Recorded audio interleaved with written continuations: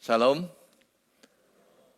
Ya, bersyukur pada Tuhan, saya diberi kesempatan sekali lagi untuk bisa hadir dan beribadah bersama serta melayani. Tadi sudah diperkenalkan, saya Samuel Fu, saya dari GKKB di Pontianak. Ini sudah kesekian kali saya hadir di sini. Sebelum pandemi, saya juga beberapa kali pernah beribadah dan melayani bersama. Dan saya berterima kasih atas undangan yang diberikan kepada saya untuk kembali bisa beribadah dan membagikan firman Tuhan dengan kita semuanya. Dalam rangka Prapaskah ini kita sudah bersama-sama belajar satu seri tentang berhala dalam hati. Dan hari ini kita tetap melanjutkan seri ini dan topik kita adalah berhala dalam hati, yaitu tentang cinta. Ada seorang biarawan pada abad yang ke-15 yang bernama Girolamo Savonarola. Dia adalah seorang biarawan yang terkenal, dia adalah seorang pengkhotbah yang besar, dan suatu kali dia diundang untuk melayani di Katedral Florence yang ada di Italia. Dan dia melakukan pelayanan secara berseri beberapa waktu di katedral ini. Dan di Katedral Florence ini ada sebuah patung marmer besar Maria. Dan selama Savonarola dia melayani di tempat itu, dia melihat bahwa setiap hari ada seorang ibu tua yang selalu datang di hadapan patung itu dan berdoa di sana. Dan karena rasa ingin tahu, maka Savonarola dia bertanya kepada priest, yaitu sang imam yang bertugas di katedral itu, tentang siapa sih wanita ini, kenapa dia begitu setia setiap hari datang berdoa di depan patung Maria ini. Kemudian sang imam mulai menceritakan tentang sejarah pembuatan dari patung Maria itu. Dia mengatakan puluhan tahun yang lalu ada seorang pematung yang diminta untuk membuat patung Maria. Dan pada waktu itu maka sang pematung dia membutuhkan seorang model wanita muda yang dijadikan model untuk Maria. Lalu dicarilah dan ditemukan seorang wanita muda yang cantik. Dan rupanya wanita tua yang setiap hari datang menyembah di hadapan patung itu adalah wanita muda yang dulu menjadi model bagi Maria. Karena itu maka sang imam mengatakan bahwa sebenarnya dia bukan sedang berdoa di sana, tapi dia sedang menyembah dirinya sendiri yang masih muda itu. Saudara-saudara, salah satu dosa yang dibenci oleh Tuhan itu adalah menyembah berhala. Kalau kita melihat di dalam Alkitab kita, penyembahan berhala adalah merupakan satu dosa yang sangat penting yang terus ditekankan dan ditekankan dalam firman Tuhan. Dan secara sederhana, menyembah berhala berarti kita menggantikan sesuatu yang bukan Allah sebagai Allah untuk kita sembah, untuk kita puji, untuk kita sandari di dalam hidup kita. Dan manusia, kita bisa menggantikan atau memakai apa saja yang bukan Allah untuk dijadikan Allah, yang itu menjadi berhala. Termasuk diri kita sendiri maupun juga orang-orang yang kita kasihi. Memang kita mengetahui bahwa cinta adalah suatu hal yang sangat penting dan menjadi kebutuhan dasar. Dan Tuhan mau supaya kita mencintai sesama kita. Teristimewa lagi adalah orang yang paling dekat, khususnya keluarga kita sendiri. Akan tetapi kita juga harus berwaspada supaya kita tidak mencintai sampai kebablasan, sehingga akhirnya cinta kita kepada diri kita maupun orang lain itu melewati batasnya, dan akhirnya justru orang yang kita cinta itu menjadi berhala bagi kita sendiri.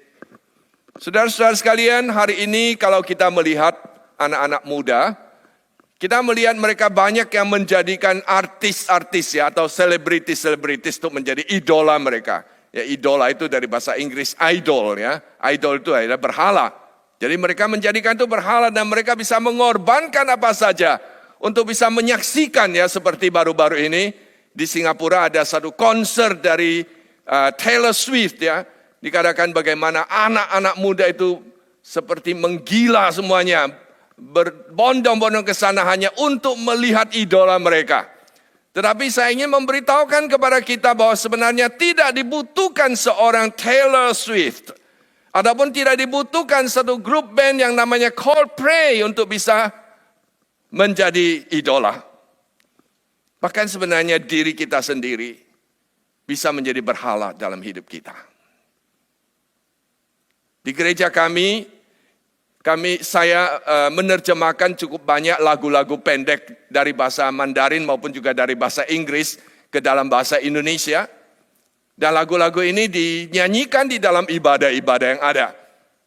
Dan seringkali ketika lagu-lagu yang saya terjemahkan itu dinyanyikan, seperti di sini ya, biasanya kalau lagu itu di bawahnya ada tulisan terjemahan Samuel Fu. Setiap kali ketika melihat saya mulai merasa bangga, wah ini hasil terjemahan saya. Dan saya mengharap semua orang bisa melihat tulisan di bawah ada Samuel Fu di sana. Jadi sebenarnya secara tidak sadar, saya bukan sedang memuji Tuhan dengan lagu-lagu itu, tapi saya sedang mengagungkan diri saya sendiri. Saya sendiri sebenarnya juga di dalam bahaya sedang menjadikan diri saya sebagai berhala. Hari ini kita mau bersama-sama belajar dari Abraham, bapa segala orang beriman.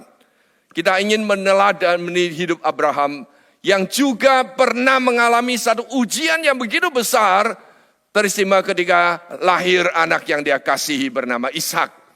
Dan kita mau belajar bagaimana Abraham menghadapi ujian ini dan dia bisa melewatinya. Mari kita melihat firman Tuhan dari Kejadian pasal yang ke-22 ayat 1 sampai ayat yang ke-12. Saya membacakan perikop firman Tuhan ini untuk kita semuanya. Saudara silakan menyimaknya ya. Setelah semuanya itu Allah mencoba Abraham. Ia berfirman kepadanya, Abraham, lalu sahutnya, ya Tuhan, firman-Nya, ambillah anakmu yang tunggal itu yang engkau kasihi, yakni Ishak. Pergilah ke tanah Moria dan persembahkanlah dia di sana sebagai korban persembahan, korban bakaran pada salah satu gunung yang akan kukatakan kepadamu. Keesokan harinya pagi-pagi bangunlah Abraham, ia memasang pelana keledainya, dan memanggil 2 orang bujangnya beserta Ishak anaknya. Ia membelah juga kayu untuk korban bakaran itu. Lalu berangkatlah ia dan pergi ke tempat yang dikatakan Allah kepadanya. Ketika pada hari yang ketiga Abraham melayangkan pandangnya, kelihatanlah kepadanya tempat itu dari jauh. Kata Abraham kepada kedua bujangnya itu, tinggallah kamu di sini dengan keledai ini, aku beserta anak ini akan pergi ke sana, kami akan sembahyang, sesudah itu kami kembali kepadamu. Lalu Abraham mengambil kayu untuk korban bakaran dan memikulkannya ke atas bahu Ishak anaknya, sedang di tangannya di bawahnya api dan pisau, demikianlah keduanya berjalan bersama-sama. Lalu berkatalah Ishak kepada Abraham ayahnya, Bapa, sahut Abraham, ya anakku, bertanyalah dia, di sini sudah ada api dan kayu, tetapi di manakah anak domba untuk korban bakaran itu? Sahut Abraham, Allah yang akan menyediakan anak domba untuk korban bakaran baginya, anakku. Demikianlah keduanya berjalan bersama-sama. Sampailah mereka ke tempat yang dikatakan Allah kepadanya. Lalu Abraham mendirikan mezbah di situ. Disusunnyalah kayu, diikatnya Ishak anaknya itu, dan diletakkannya di mezbah itu di atas kayu api. Sesudah itu Abraham mengulurkan tangannya lalu mengambil pisau untuk menyembelih anaknya. Tetapi berserulah malaikat Tuhan dari langit kepadanya, Abraham, Abraham, sahutnya, ya Tuhan. Lalu ia berfirman, jangan bunuh anak itu dan jangan kau apa-apakan dia, sebab telah ku ketahui sekarang bahwa engkau takut akan Allah dan engkau tidak segan-segan untuk menyerahkan anakmu yang tunggal kepadaku. Saudara, Abraham sudah menunggu selama 25 tahun. Sesuai dengan janji Allah baru dia mendapatkan Ishak ketika dia sudah sangat berumur.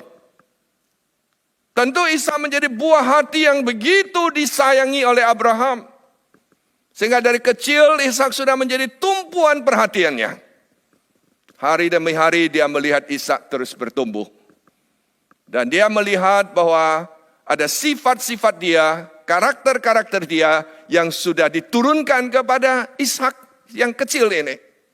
Sampai-sampai banyak teman-teman, orang-orang di sekitar berkomentar dan mengatakan, lihat tuh Ishak, makin bertumbuh besar, makin mirip ayahnya. Tentu Abraham begitu senang mendengar komentar seperti itu. Abraham, dia membayangkan suatu hari nanti, Ishak akan mewarisi semua usahanya. Dan akan mewarisi semua kekayaan yang sudah begitu banyak, yang sudah dia kumpulkan selama puluhan tahun itu. Dan yang paling diharapkan dan diimpi-impikan oleh Abraham adalah nanti melalui keturunannya, yaitu Ishak ini, keturunannya akan menjadi satu bangsa yang besar, yang menjadi berkat bagi semua orang, sebagaimana yang telah Tuhan janjikan kepada dia. Tuhan tahu hati Abraham. Dia tahu tidak ada pemberian yang lebih bisa memuaskan dan memberikan sukacita yang lebih besar dari Ishak ini kepada Abraham. Karena itulah maka justru ini adalah satu kesempatan yang terbaik bagi Tuhan untuk menguji dan mengetahui bahwa apakah setelah mendapatkan buah hati yang begitu berharga, Abraham tetap menjadikan dia sebagai pusat di dalam hidupnya. Tuhan tidak meminta Abraham untuk mempersembahkan seluruh kekayaannya. Bahkan Tuhan tidak menyuruh Abraham mempersembahkan dirinya sendiri. Karena Tuhan tahu bahwa Abraham tidak pernah akan menggantikan apapun yang dimiliki dalam hidupnya dengan Allah. Tetapi kini ada Ishak yang lahir. Dan ini adalah satu kesempatan dan potensi bagi Abraham untuk mungkin saja menggantikan Allah dengan anaknya ini. Saudara-saudara, ujian ini begitu penting bagi Abraham. Karena dia telah dipilih oleh Tuhan untuk menjadi berkat, untuk melaksanakan rencananya yang begitu besar. Bahkan untuk nanti datangnya juru selamat bagi umat manusia. Itu melalui Abraham. Karena itu apabila Abraham dia mampu untuk melewati ujian ini, maka dia akan menjadi alat yang dipakai oleh Tuhan. Tapi sebaliknya kalau Abraham gagal, maka gagallah juga apa yang Tuhan rencanakan kepada dirinya. Karena pasti suatu hari hatinya juga akan menyimpang dan dia tidak akan dengan tulus hati untuk bersandar dan percaya penuh kepada Tuhan. Bagaimanakah Abraham menghadapi permintaan Tuhan ini?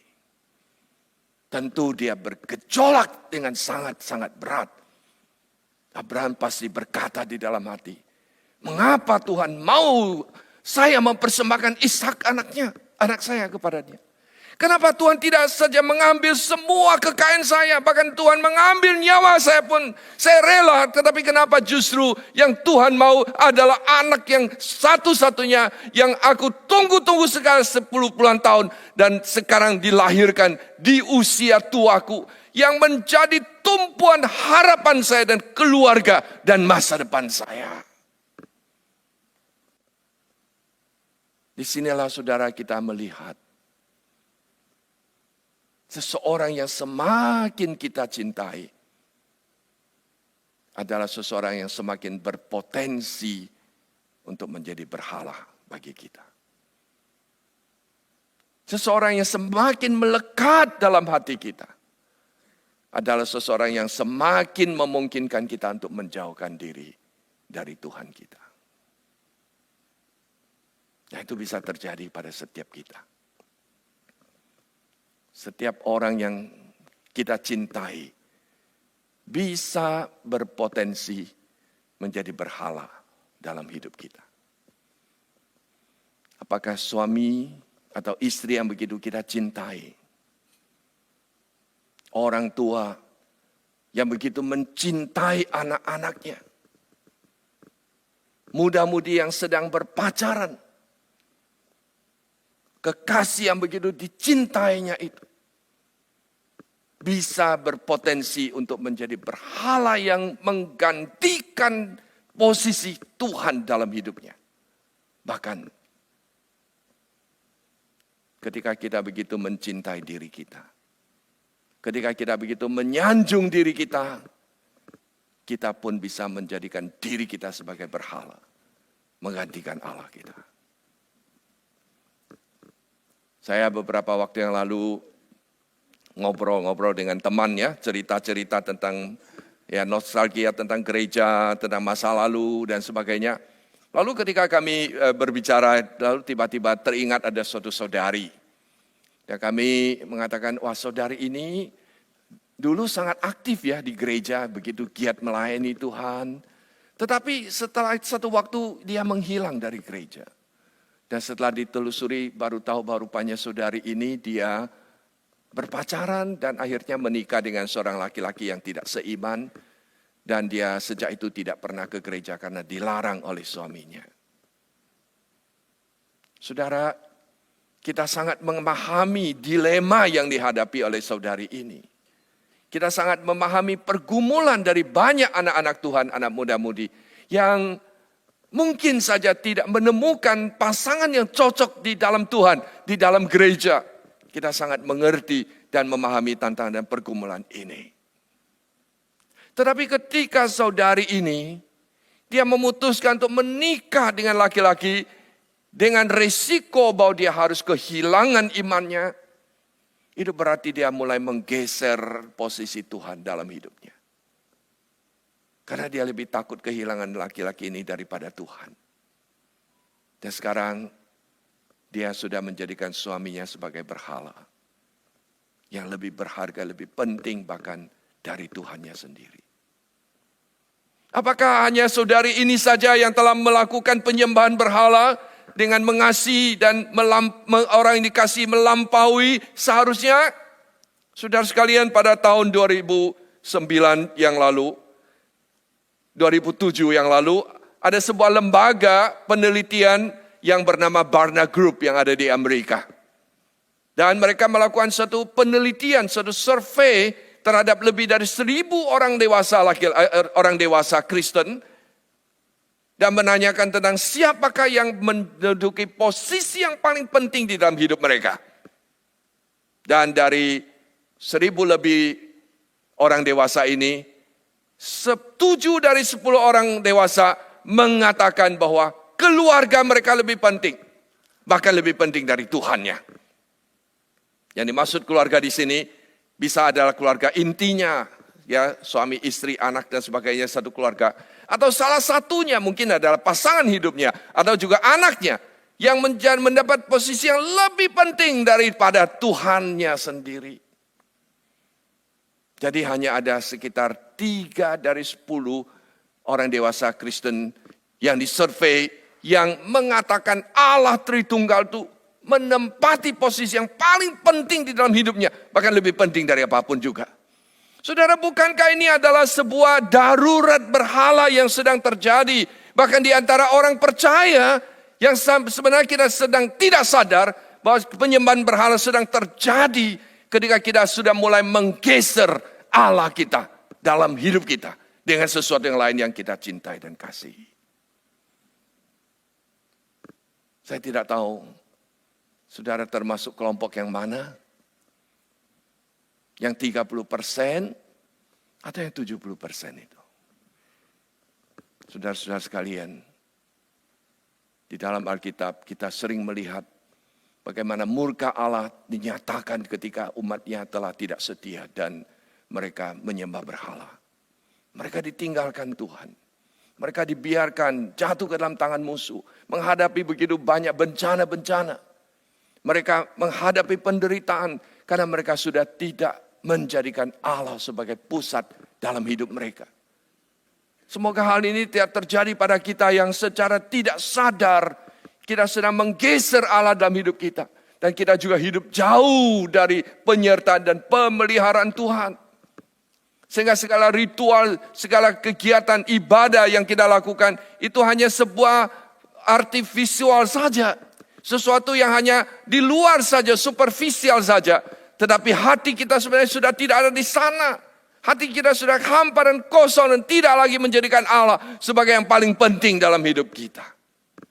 Mohon kiranya Tuhan berbelas kasihan kepada kita supaya kita berwaspada terhadap darurat berhala yang mungkin sedang terjadi di tengah kita.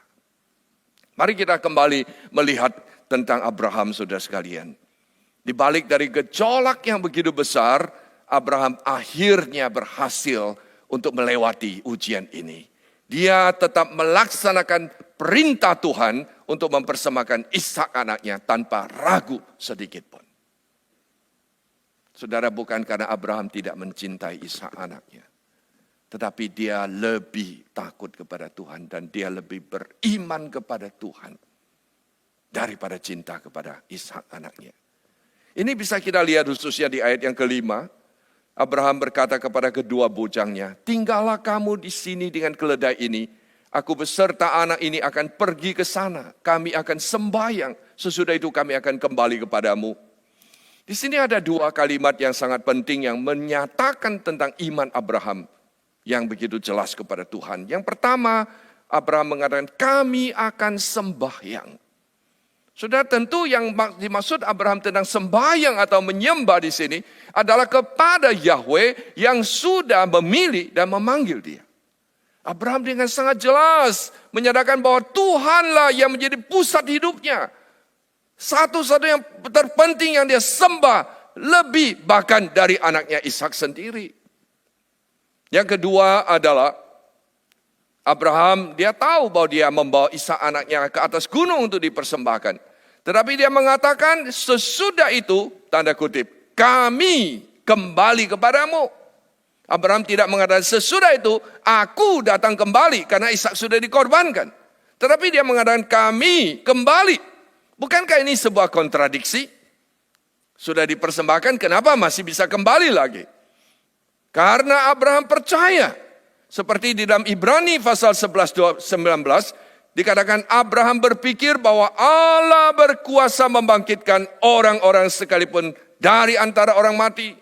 Dan dari sana ia seakan-akan telah menerimanya kembali. Saudara, Abraham tahu bahwa Ishak itu pemberian Allah. Ishak itu berkat Allah. Jadi sumbernya dari Allah. Kalau Allah yang memberi, walaupun dipersembahkan, Allah tetap mampu untuk mengembalikan. Makanya dikatakan bahwa penulis Ibrani mengatakan bahwa Abraham menganggap seolah-olah dia menganggap dia sudah persembahkan, Ishak ini sudah dikorbankan. Tetapi Allah sekarang membangkitkan dan mengembalikan Ishak ini kepada dia. Abraham tahu hanya dengan iman kepada Tuhan, dia baru bisa memiliki Ishak. Hanya karena iman kepada Tuhan, dia baru bisa mengasihi Ishak. Kalau tidak beriman pada Tuhan, dia sama sekali tidak bisa memiliki Ishak dalam hidupnya. Dan ini mengajar kepada kita, supaya di dalam hidup ini, marilah kita tidak memfokuskan kepada berkat itu sendiri, tetapi kepada Allah yang menjadi sumber berkat. Sebab hanya ketika kita beriman kepada Allah yang menjadi sumber berkat, kita baru bisa menikmati segala berkat dari Tuhan. Kalau hidup kita hanya difokuskan kepada berkat, justru suatu hari berkat itu akan menghilang dari kita. Karena kita jauh dari sumber berkat itu sendiri. Ketika Abraham menyatakan iman kepada Tuhan, berarti Abraham tidak mengaburkan skala prioritas dalam hidup. Abraham tahu menempatkan yang utama di tempat yang utama. Hanya dengan demikianlah hidupnya baru bisa teratur dan bisa berjalan dengan baik. Sebaliknya kalau Abraham dia tidak mampu menempatkan yang utama di tempat yang utama, maka hidupnya akan menjadi kacau balau. Hidupnya akan menjadi berantakan. Sama halnya saudara ya, kalau kita memakai baju. Kalau kita memakai baju, kita mengancing baju itu kan biasanya dari atas dulu ya. Dari kancing yang pertama. Saudara, kalau kita kancing yang pertama itu betul, biasanya yang berikutnya akan betul. Tetapi kalau kancing yang pertama itu salah, umumnya yang berikutnya juga akan salah. Jadi prioritas hidup kita itu begitu penting. Dan firman Tuhan secara jelas dan tegas mengatakan bahwa kita harus menjadikan Allah yang terpenting di dalam hidup kita. Maka dengan demikian kehidupan dan relasi kita dengan sesama kita akan menjadi baik dan teratur. Kita bisa lihat, misalnya dalam 10 hukum. Hukum yang pertama sampai yang keempat berbicara tentang relasi kita dengan Tuhan. Tanggung jawab kita dengan Tuhan. Dan hanya ketika kita mampu menjalankan hukum pertama sampai yang keempat dengan baik, kita baru bisa menjalankan hukum yang kelima sampai dengan yang ke-10 yang berhubungan dengan sesama kita. Ataupun juga di dalam perintah utama, Tuhan Yesus mengatakan yang pertama adalah kasihilah Tuhan Allahmu dengan segenap hati, jiwa, dan kekuatanmu. Dan hukum yang kedua yang sama adalah kasihilah sesamamu seperti dirimu sendiri. Hanya ketika kita mampu mengasihi Tuhan dengan baik, kita baru bisa mengasihi sesama kita dengan kasih yang benar. Bahkan kalau kita melihat lebih spesifik lagi, di dalam Efesus pasal 5 ayat 21 sampai pasal 6 ayat yang ke-9, di situ berbicara tentang relasi kita baik di dalam keluarga, suami istri, orang tua anak, maupun juga di dalam dunia kerja antara majikan dengan bawahan. Di dalam perintah ataupun nasihat-nasihat tentang relasi kita baik dalam keluarga ataupun di dalam pekerjaan, Paulus di dalam pasal 5 ayat 21 memulai dengan satu kalimat yang mengatakan, hendaklah kalian saling merendahkan diri dan dengan hati yang takut kepada Kristus. Jadi relasi kita didasari dengan hati yang takut kepada Kristus. Ketika hati kita takut pada Kristus, seorang suami akan tahu bagaimana untuk mengasihi istrinya dengan baik. Ketika istri mempunyai hati yang takut pada Kristus, dia tahu bagaimana untuk tunduk dan menghormati suaminya dengan baik. Ketika seorang anak mempunyai hati yang takut pada Kristus, dia tahu bagaimana untuk menghormati orang tua dengan benar. Ketika seorang tua tahu mempunyai hati yang takut pada Kristus, dia tahu bagaimana untuk mendidik anak-anaknya dengan kebenaran sesuai dengan ajaran dan firman Tuhan. Bahkan ketika sepasang muda-mudi mereka mempunyai hati yang takut kepada Kristus, maka mereka juga akan tahu bagaimana untuk menjaga relasi di dalam berpacaran dengan baik. Mereka akan saling menjaga, saling menghormati, dan menjaga kekudusan di dalam hubungan perpacaran mereka dengan hati yang takut kepada Kristus. Karena itu maka saudara-saudara yang saya kasihi, ketika kita mengutamakan Tuhan kita, ketika kita mengasihi Tuhan terlebih dulu daripada yang lain, itu tidak berarti kita mengurangi kasih kepada sesama. Itu tidak berarti kita mengabaikan sesama kita termasuk orang yang paling dekat dengan kita. Tetapi ketika kita mampu mengutamakan Tuhan, berarti kita tahu bagaimana untuk mencintai orang-orang di sekitar kita dengan cara yang tepat dan cara yang benar. Kita bukan mencintai secara membabi buta. Kita bukan mencintai dengan sesuka hati kita. Kita bukan mencintai hanya untuk menguasainya. Kita bukan mencintai hanya untuk memuaskan kesenangan kita. Kita bukan mencintai untuk memuaskan nafsu kita. Tetapi kita mencintai untuk membangun. Kita mencintai untuk saling menghormati dan saling menjaga dan saling melindungi. Bahkan kita mencintai dengan kita berani untuk mengoreksi ketika kita tahu ada yang salah yang harus diperbaiki. Jadi ketika kita tahu menempatkan Allah sebagai yang terpenting dalam hidup kita, justru kita akan tahu bagaimana untuk mencintai orang-orang kita dengan baik. Saudara sekalian, saya sendiri sudah menikah 33 tahun. Punya 2 anak yang sudah kuliah sekarang, sudah tidak tinggal bersama dengan kami, suami istri lagi. Dan saya sangat bersyukur memiliki seorang istri yang begitu luar biasa. Istri yang sungguh-sungguh luar biasa di dalam perhatian dan kasih sebagai seorang istri dan sebagai seorang mama bagi anak-anak. Dia begitu telaten memperhatikan kami.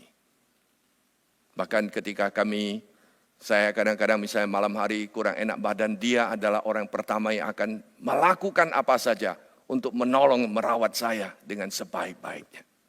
Anak-anak juga demikian diperhatikan dengan begitu baik.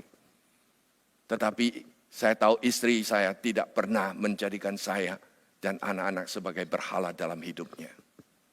Dia selalu membawakan kami dalam doa kepada Tuhan. Saudara, walaupun anak tidak bersama kami, tapi kami setiap malam kami berkumpul secara online. Dan kami baca firman Tuhan dan kami berdoa bersama. Melalui semua ini kami ingin tetap mengingatkan satu dengan lain bahwa Allah adalah pusat dalam keluarga kami. Bahkan istri saya, dia tidak takut untuk mengoreksi dan untuk mengingatkan ketika saya atau anak-anak melakukan kesalahan. Saya tahu dia begitu mencintai kami, tapi dia tidak menjadikan kami sebagai berhala dalam hidupnya. Marilah kita belajar untuk menempatkan cinta kita dengan tepat di bawah otoritas Allah, di bawah hati yang takut kepada Tuhan, sehingga kita tahu bagaimana mencintai dengan benar dan sungguh-sungguh. Kita tahu bahwa setiap barang yang kita pergunakan, kita perlu untuk menempatkan di posisi yang tepat, bukan? Kalau topi kita pakai di kepala kita, kalau kacamata kita pakai di mata kita, kalau arloji umumnya kita pakai di tangan kita, kalau sepatu kita pakai di kaki kita, baru semua itu bisa berfungsi dengan baik. Jangan ditukar, jangan sepatu ditaruh di kepala, topi di kaki, wah itu bisa kacau balau jadinya. Saudara, hanya ketika kita menempatkan sesuatu pada tempatnya, maka itu baru bisa berfungsi dengan benar. Demikian juga dengan cinta kita. Tuhan memang memberikan cinta, dan cinta itu penting. Tetapi Tuhan mau supaya kita tahu bahwa cinta kita harus ditaruh di bawah otoritas Dia. Ditaruh di bawah kuasa Dia. Hanya dengan demikianlah kita baru bisa mencintai dengan benar. Baik terhadap diri kita, pasangan hidup kita, anak-anak kita, orang tua kita, dan yang muda-mudi juga terhadap pacar Anda. Cinta yang bukan merusak, cinta yang bukan merugikan, cinta yang bukan menghancurkan, cinta yang bukan untuk memuaskan nafsu, tapi cinta yang didasari dengan saling menghargai, menghormati, membangun, dan menjadi berkat bagi sesama kita. Kiranya Tuhan sendiri yang memberkati kita dengan firman-Nya.